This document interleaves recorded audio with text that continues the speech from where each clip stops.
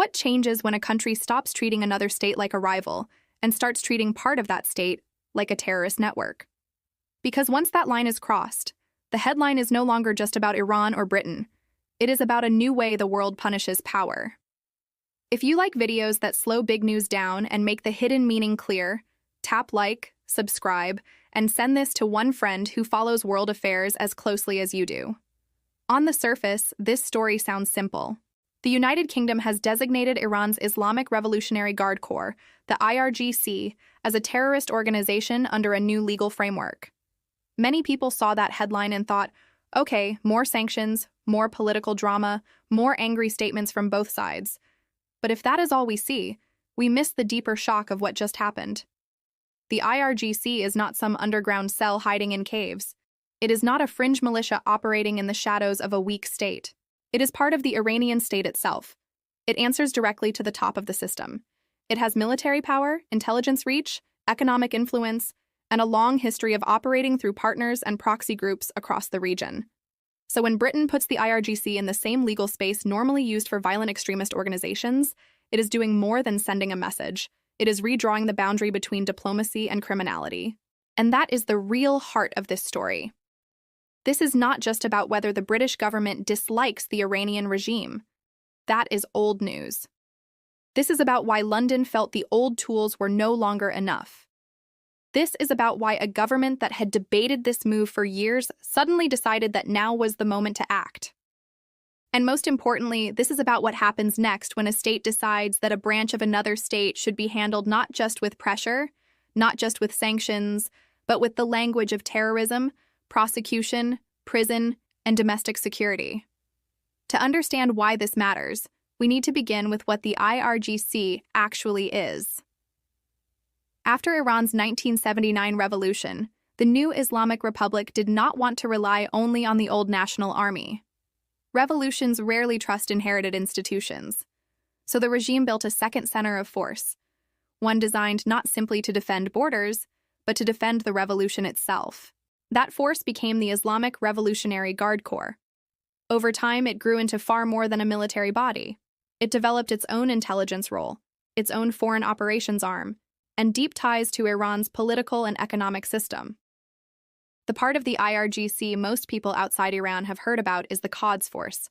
That is the branch associated with foreign operations, covert networks, and relationships with armed groups and proxy actors beyond Iran's borders.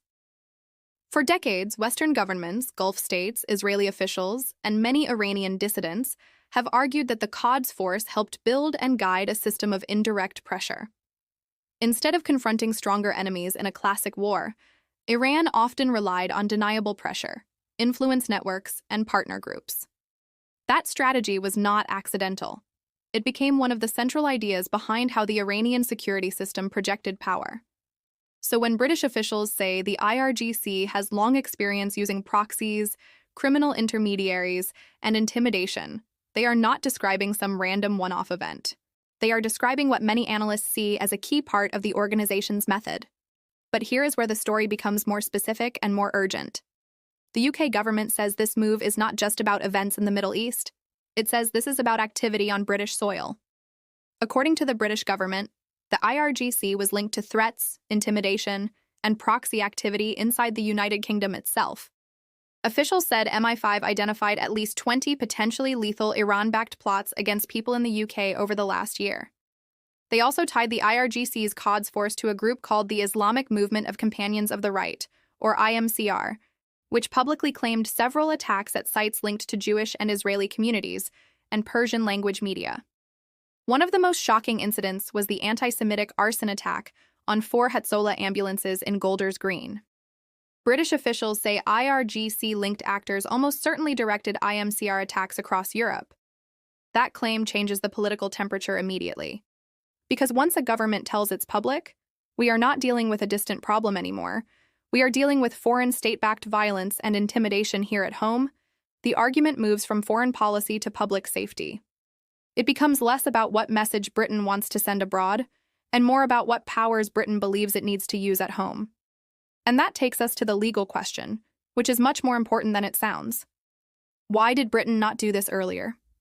People had been calling for a full ban on the IRGC for years.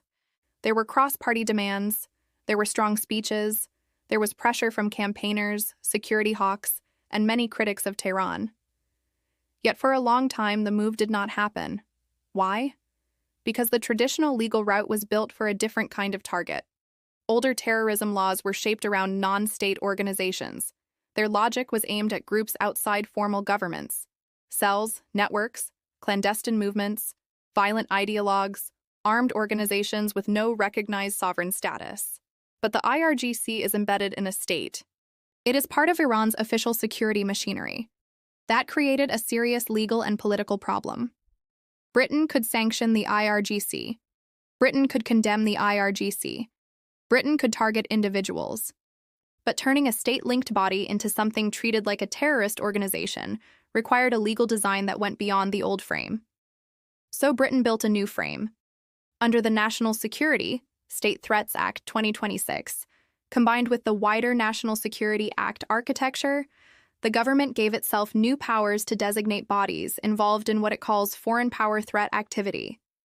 That phrase matters. It is not the same as ordinary counterterrorism language from the early post-9/11 years. It is a newer category built for a newer problem: foreign states using proxy actors, intimidation networks, sabotage, espionage, influence operations, and deniable violence without always acting through uniformed officials. That may sound technical, but the practical result is huge. If a body is designated under this framework, new criminal offenses can apply to those who support it, assist it, or benefit materially from it.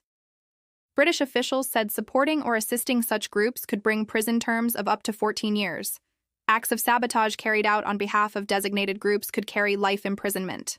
Just as important, prosecutors would no longer need to prove the foreign power connection from scratch in every single case. In simple terms, the state has made it easier to prosecute people who do the dirty work of a foreign power through local or indirect networks. And that is why this is not symbolic. It is not just a label meant to look tough on television. It creates legal shortcuts, stronger tools, and wider consequences. It tells police, prosecutors, and intelligence services that the government wants them to treat these networks with a new level of severity. Now here is the next question, and it may be the most important one in the whole story. Why now? Why not 2 years ago? Why not when earlier plots were exposed? Why not when Parliament first began pushing hard on this issue? Why does it happen in July 2026 after years of delay? The easy answer is to say, because the facts changed. But that is only half true. Some facts did change.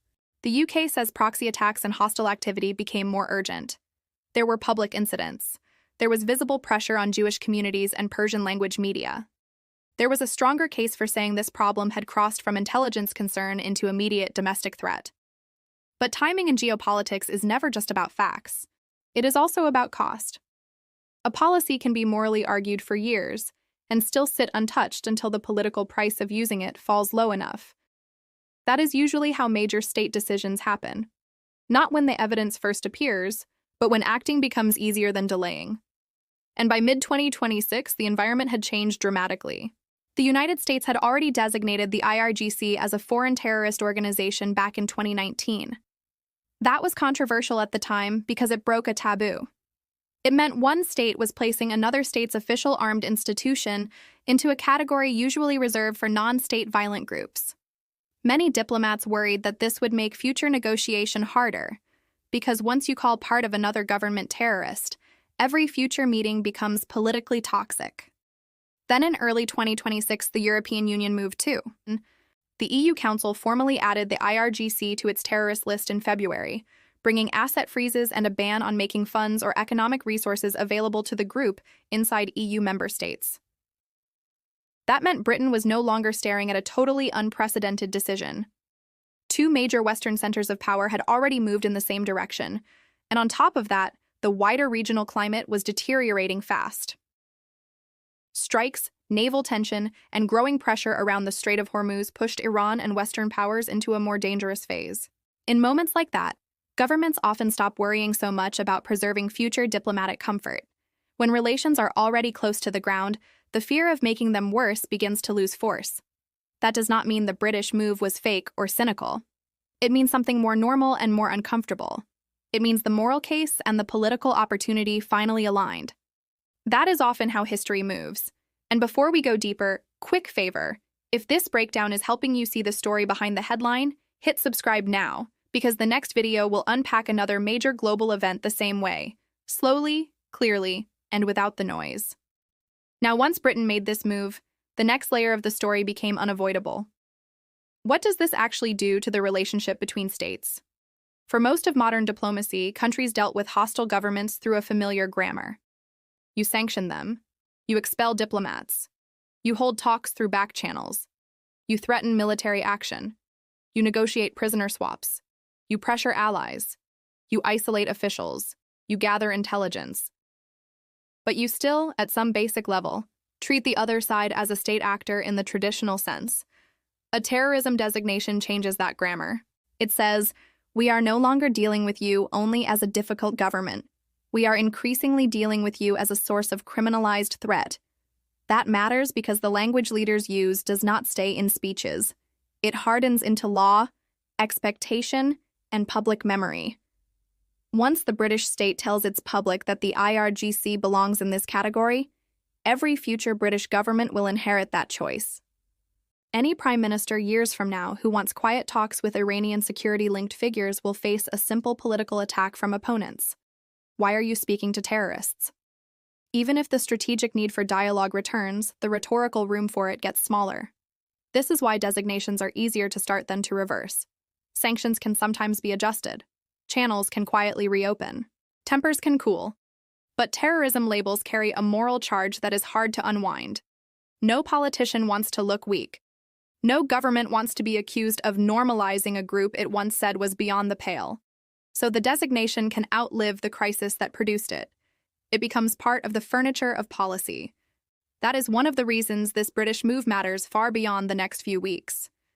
But there is another side to this that serious analysis has to face. Broad national security powers do not only hit the intended target, they also create a wider circle of risk around the target. Think about the gray areas. What counts as support? What counts as assistance? What counts as benefit? Those questions sound abstract until you imagine real people standing near the edge of the law. What about dual nationals with family histories tied in some way to the IRGC? What about researchers who study Iranian security institutions and have professional contact with people connected to them? What about journalists covering companies, charities, or institutions in a system where the IRGC's influence reaches into business, construction, media, logistics, and politics? What about migrants, dissidents, business people, or former officials who live in Britain but carry complicated ties from another life? None of that means the law should not exist. It means the law has to be used with precision, because powerful tools rarely land only where politicians imagine they will land. They create fear at the edges. They can be overused. They can blur lines between genuine threat actors and ordinary people living in the shadow of a powerful state structure. Britain knows this problem from earlier security eras. Many democracies do. When governments build broad powers in moments of fear, the argument for them often sounds strongest at the center and weakest at the margins. But the margins are where lives get complicated. So if we want to be honest, we have to hold two thoughts at once.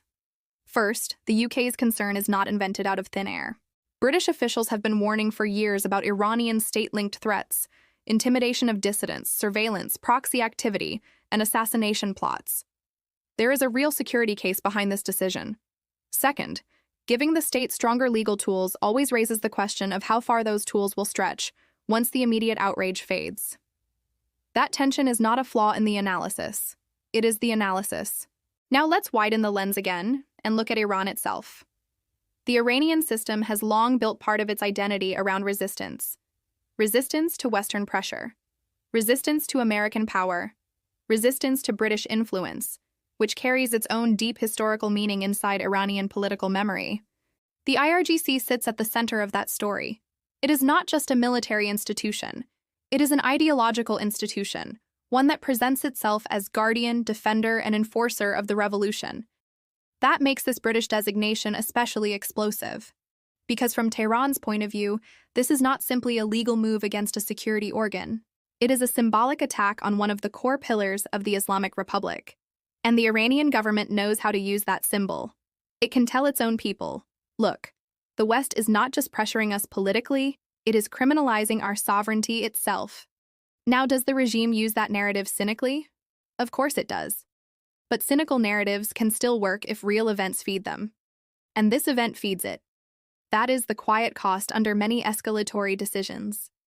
Even when a move has strong reasons behind it, it can hand the target a new story to sell at home.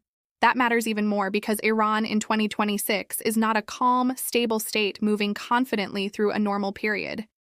It is a system under pressure, pressure from economic weakness, pressure from sanctions, pressure from domestic anger, pressure from regional confrontation, pressure from the long-running crisis of legitimacy that has haunted the regime whenever protests rise, repression deepens, and trust erodes. A state under pressure does not always react in a clean, rational, one-step way. Sometimes it becomes more cautious. Sometimes it lashes out. Sometimes it looks inward and cracks down harder. Sometimes it looks outward and tries to manufacture a new external crisis that can pull attention away from its internal strain. That uncertainty is part of why this story is bigger than a press release. The British government may believe this designation deters future hostile activity by raising the price of operating through proxies in the UK. That is a reasonable goal. But deterrence is not math. It is psychology. And psychology becomes dangerous when the actor you are trying to deter feels cornered, humiliated, or locked into a narrative of siege. Maybe the result is caution. Maybe the result is escalation. Maybe the result is more deniable activity, not less, because the pressure creates an incentive to hide more carefully rather than stop. Nobody can promise how that part ends. There is also a wider global pattern here, and it may be the most important pattern of all. For the last 2 decades, much of the legal architecture built by Western states after 9/11 was designed for non-state extremist violence. Think about the assumptions built into that era: hidden networks, stateless organizations, covert financing, coded support, clandestine movement across borders. The laws, sanctions, lists, and prosecution tools from that period were built to fight enemies without flags, embassies, or official ministries. But the world kept changing. States learned from those methods. Rival governments increasingly began using tools that looked more like organized covert ecosystems than traditional military confrontation. Cyber attacks, disinformation, covert recruitment, sabotage, criminal intermediaries, pressure on exiles, local proxies, online manipulation, blurred lines between official and unofficial actors.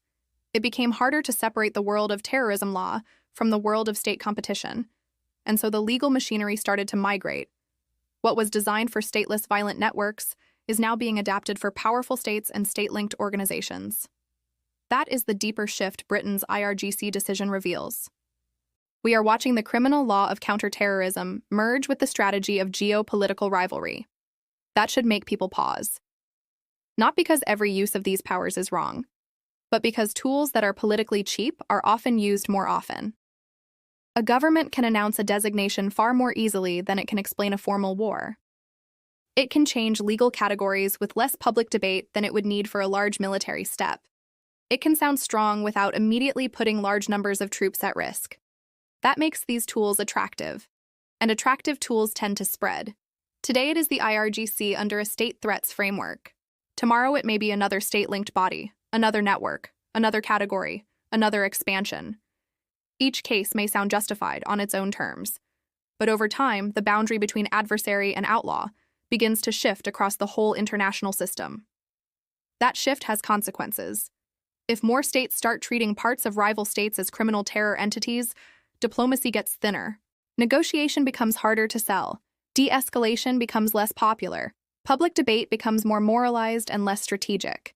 Instead of asking what outcome reduces harm, leaders feel pressure to prove who is toughest, purest, and least willing to talk. That is not a small change. It is a dangerous one, because the world does not become safer simply because our labels become harsher. Sometimes stronger labels help states act where they truly need sharper tools, but sometimes labels create the illusion of clarity in situations that are actually becoming more complex. They can make citizens feel that a line has been firmly drawn, even when the underlying reality remains messy, covert, and unstable. And this case is messy. Britain is trying to defend its citizens and communities from foreign-backed intimidation and violence.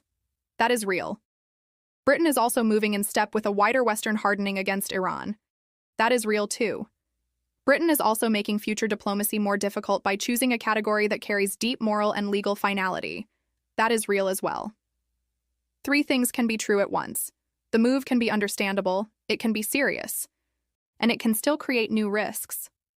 That is why I think the most honest way to read this story is not to ask whether Britain was right or wrong in some simple, absolute sense.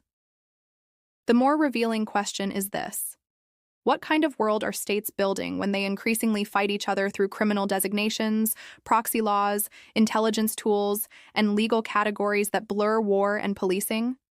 Because that world is already here. And Britain's decision gives us a clear window into it. Look closely at the roles Britain is now playing at the same time. It is a domestic security state trying to protect people on its own streets. It is a diplomatic actor dealing with a hostile government it may still need to confront or communicate with later. It is also part of a broader Western security bloc responding to regional instability and state-backed coercion. In older eras, those roles might have been separated more clearly. Different ministries, different languages, different instruments. Now they converge in one act, one designation, one legal category, one political message. That convergence is what actually matters. Not just whether the IRGC is dangerous. Many people already believed that. Not just whether the British government wants to look strong. Governments often do. Not even just whether the law leads to arrests, though it likely will. What matters is that this move shows how 21st century confrontation works. Not always through open declarations of war, not always through tanks crossing borders. Increasingly through sanctions, designations, covert disruption, intelligence exposure, cyber pressure, targeted prosecutions, and legal systems built to reach people who never wear uniforms at all. That is the battlefield now. And in that battlefield, the line between soldier, spy, contractor, proxy, criminal, activist, and foreign agent becomes harder to see. Governments hate ambiguity when speaking to the public, so they try to simplify that world with stronger labels. But the stronger the label, the more carefully we should ask what it is really doing. Is it opening a path to better protection? Or locking everyone into a harsher cycle? Is it deterring violence? Or pushing hostile activity into more hidden channels?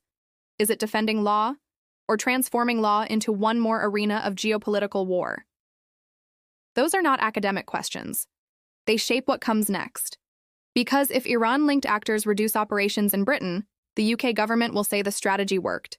If hostile activity continues, the pressure for even harder steps will rise. Either way, this designation is unlikely to be the end of the story. It is more likely the start of a new phase. And if you are still with me, here is your second checkpoint. Don't just watch this video and move on. Drop a like, share it with someone who thinks geopolitics is all noise, and tell me in the comments whether this move makes Britain safer or simply pushes the conflict into a darker form. A phase where legal escalation becomes normal. A phase where more countries copy each other. A phase where the old diplomatic rulebook keeps fading, and a new one takes its place. More punitive, more public, more moralized, and maybe less flexible when the moment for de-escalation finally arrives. And that brings us back to the question we started with. What changes when one country stops treating part of another country as a normal state institution and starts treating it like a terrorist network? A lot changes. The law changes. The political language changes. The room for future diplomacy shrinks. The cost for supporters and proxies rises sharply.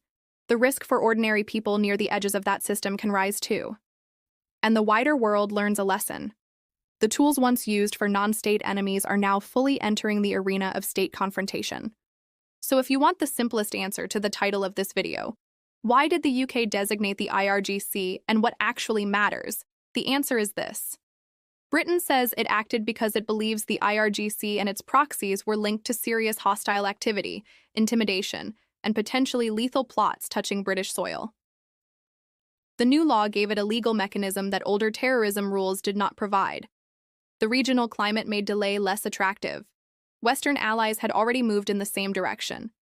And the British government decided the cost of not acting had become greater than the cost of escalation. But what actually matters is larger than that immediate explanation. What actually matters is that a major Western democracy has openly advanced the idea that part of a foreign state can be treated, in practice and in law, through a framework built to confront organized threat networks rather than normal interstate rivals. That is a major shift. It changes how conflict is named. It changes how pressure is applied. It changes what future diplomacy will have to overcome. And once that shift becomes normal, it does not stay limited to one country, one crisis, or one enemy. It becomes a model, and models travel. So the real story here is not just Britain versus Iran. It is the arrival of a harsher international age, where states increasingly police each other with the language once reserved for terrorists, and where every legal step meant to close one danger may also deepen the logic of the next confrontation. If that feels unsettling, it should, because some headlines report an event, others reveal a change in the rules. This one does both. And before you go, one last thing. If you want more scripts that turn breaking headlines into clear, powerful stories, subscribe, share this video with your smartest friend, and come back for the next one, because the next global shock is never as simple as it first appears.